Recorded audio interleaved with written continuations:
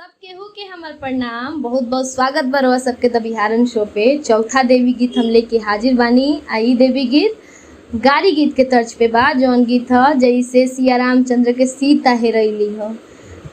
सुनी जा आ कमेंट में जरूर बताई जा कि गीत कैसन लागल है। गीत में कुछ सरप्राइज बा, रउआ सब खुद सुन के बुझी जा कि हम काहे लिखले बानी।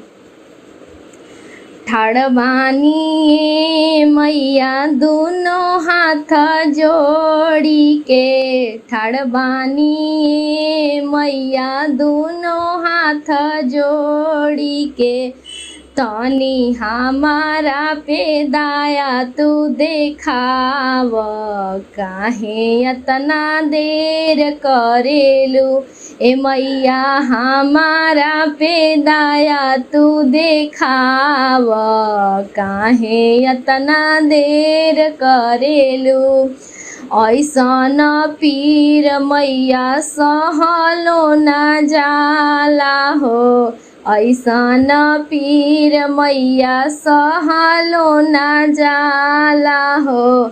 कोखिया के भार मैया बना सहाला हो, कोखिया के भार मैया बना सहाला।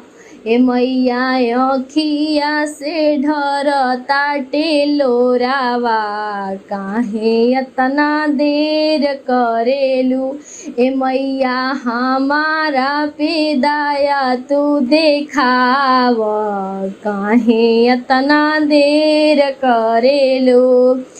दिनवा त जगनी माई रतियो हम जगनी हो, दिनवा त जगनी माई रतियो हम जगनी हो।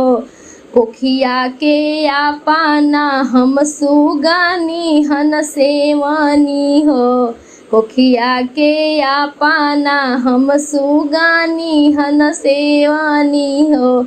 ए मैया तनी ए हाथवा फेर, काहे अतना देर करेलू ए मैया हमारा पे दया तो देखाव, काहे अतना देर करेलू।